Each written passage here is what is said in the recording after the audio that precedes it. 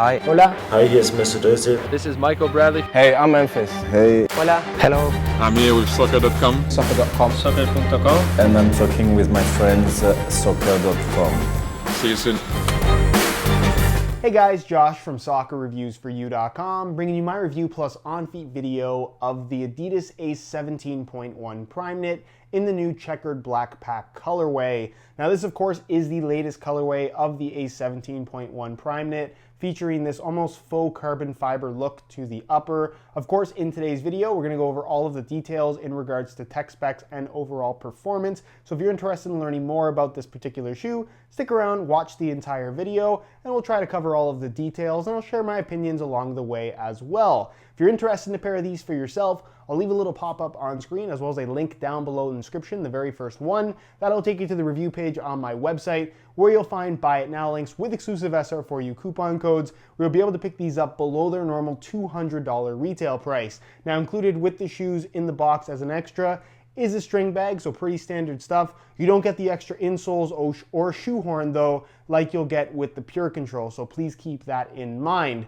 Now in regards to the shoe itself, the big thing that a lot of people always ask me with this particular model is the fact that it does technically feature the same upper elements as what you're going to find on the Pure Control, with the Primeknit at the toe and then the control skin for the rest of the upper. So can they remove the laces and wear these as a laceless boot? You're welcome to try that out, but it doesn't work well. This was not designed as a laceless boot. The laces do serve a purpose in terms of locking your foot in place, of which this shoe does that way more effectively than the Ace 17 Plus Pure Control, in my opinion. Actually, I wouldn't even say it's an opinion. It's a fact. If you wear both shoes, the lockdown you get from this model is way better than that of the laceless variation, even though it's more expensive. It's not really a case of better and worse. It's really a case of two different variations of similar base uppers, but I really feel like the Ace 17.1 Primeknit is the better overall performing shoe and certainly more comfortable as well because of the laces. So with the upper, what exactly are you getting? You're getting Primeknit at the toe, which is decently soft, good flexibility to it as well. Obviously it's a knitted base material, and the cutoff point is on a diagonal, just like you'd find on the Pure Control. It's got a stitch and then a fuse over top of that. The touch that this provides on the ball is thin, but with a little bit of a padded sensation to it. There is some thickness to this knitted base.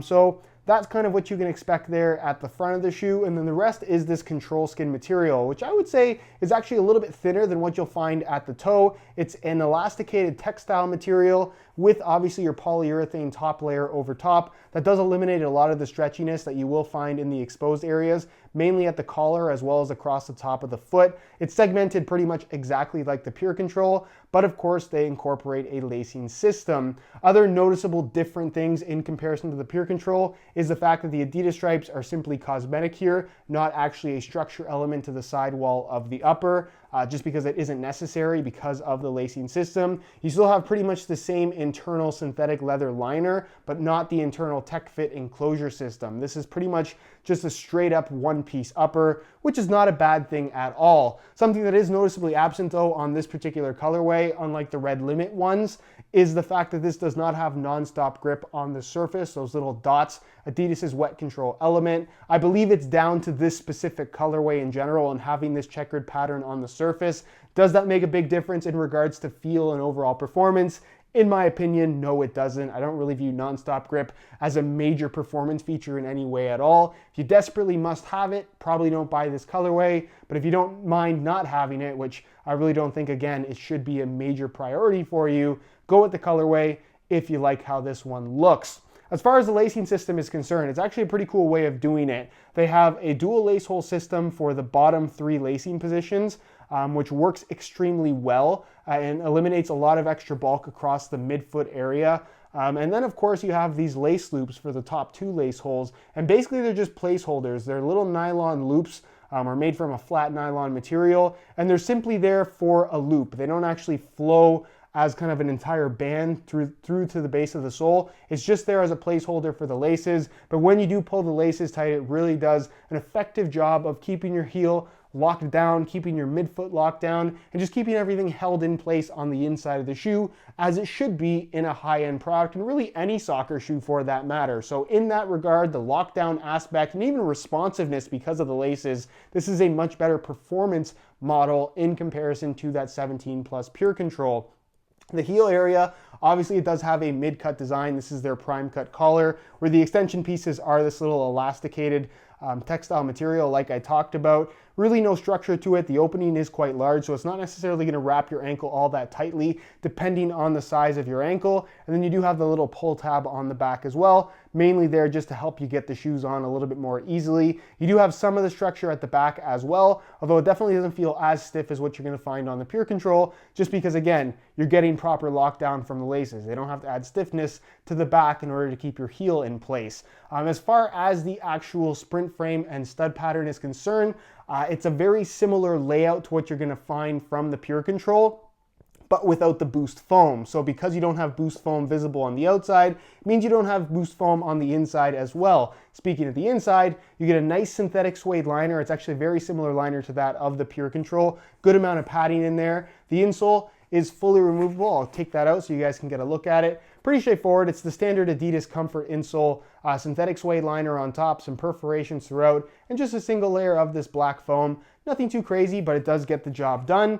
And then the sprint frame, it's pretty much just the standard sprint frame from Adidas. You're not going to find that boost foam. Instead, it's just the usual plastic you'd find with a sprint frame construction, TPU plastic, and then of course the A17 FGAG stud pattern, which is pretty much the same layout you're going to find across the entire Adidas line. It gets the job done. I definitely would say it's more of a firm ground stud pattern than it is a true AG stud pattern. But if you're looking for a shoe that you can wear on both natural and artificial playing surfaces, this stud pattern, really the Adidas brand in general, will have that on offer for you. As far as the overall looks of the shoe go, it's very straightforward. I think people are fans of this pack for the sake that it's black and white, not necessarily because of the checkered pattern, but the checkered pattern does look good. Like I mentioned at the start of the video, it does give it this kind of artificial, almost carbon fiber look, even though this is not obviously carbon fiber. And it has that glimmery effect as the shoe shifts in the light. This does not have the same kind of silver glitter on the upper though, like you'll find on the Pure Control variation. So please keep that in mind, although the finish is still quite shiny. You get the white Adidas stripes on the lateral side, the white Adidas logo on the front and back, and then the sprint frame is a black plastic with a little bit of silver glitter to it, which actually does look good, and it's actually not a wearable finish either. So this finish will be maintained throughout the entire lifespan of the shoe. It's not going to wear off on you. So that's pretty much it in terms of details and tech specs with this particular shoe. Let's take a look at how they fit and feel on feet. So with this model, obviously because it is mid-cut and obviously because it is laceless, you compare it to the Pure Control, but the difference, like I said, is the way that these fit because of the lacing system. So on the right shoe here, you can see I have a pair of white and black grid pattern SR4U laces. If you guys are interested in a pair of SR4U laces for yourself, the website to go to is www.sr4ulaces.com. There'll be a little pop-up on screen as well as a link down below in the description. So if you're interested in a pair, be sure to go ahead and check that out. So as far as tying these up is concerned, it's pretty straightforward. I know it looks a little bit unusual, but there's really nothing to it. You just tie it up like a normal shoe, and you'll immediately notice that the amount of lockdown provided by these laces, especially if you've worn a Pure Control before, is so much better. So that's that. Obviously with this design, there's really nowhere to tuck away the laces unless you want to kind of tuck them in over top of the collar. I just think that looks goofy, and they're eventually going to pop out just because this isn't the tightest fitting collar, but I guess for the sake of the video, I'll just leave it there for now. I'll put on the left shoe really quickly. Again, what I like to do is use this back pull tab and then grab the front part and just kind of stretch the opening a little bit because it is elasticated. Get the front part of your foot in. Don't step on this back heel. Grab that pull tab and then just kind of slide your foot in as easily as you possibly can without putting too much pressure on this back piece. Tie them up real quickly. And again, the process is pretty straightforward and the shoe fits quite well. So once you actually have these on your feet, you're going to immediately notice that it is a fairly comfortable shoe. There's really not too much to break in. There's not a whole lot to get used to. The heel is, I will admit, a little bit stiffer than the average low cut shoe just because of this stranger cut. It is fairly stiff across the back in comparison to a lot of other mid-cut models. So that is something that might give you trouble for the first couple of wears, but you will soon get used to it. I know it's not something that I really didn't have a lot of issues with. I got used to it pretty quickly. And the overall fit is good. It's got a nice snug sensation to it. The lockdown is good once you get the laces tight. The upper has good flexibility to it. The sole plate isn't stiff.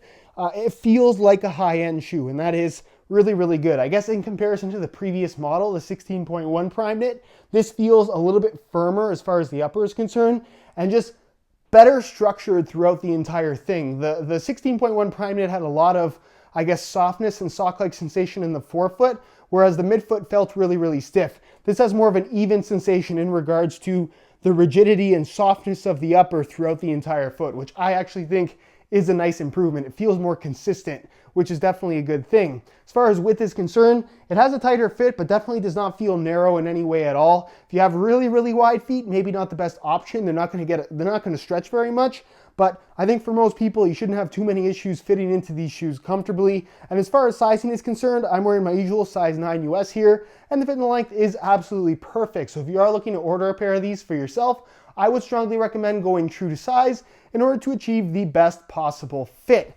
So that is pretty much it, guys, for my review of the Chequered Black Pack Adidas Ace 17.1 Primeknit. If you're interested in a pair of these for yourself, you can click the little eye in the corner of the screen or the first link down below in the description. That'll take you to the review page on my website, where you'll find buy it now links with exclusive SR4U coupon codes, where you'll be able to pick these up below their normal $200 retail price. If you have any questions regarding this shoe, leave them down below in the comments, and I definitely will get an answer out to you. If you enjoyed today's video, found it helpful and informative, be sure to support it with a like. Subscribe if you haven't already for daily videos on all the latest and greatest soccer gear. You can find all of my social media information linked down below in the description as well. And other than that, guys, hope you enjoyed today's video, and as always, thanks for watching.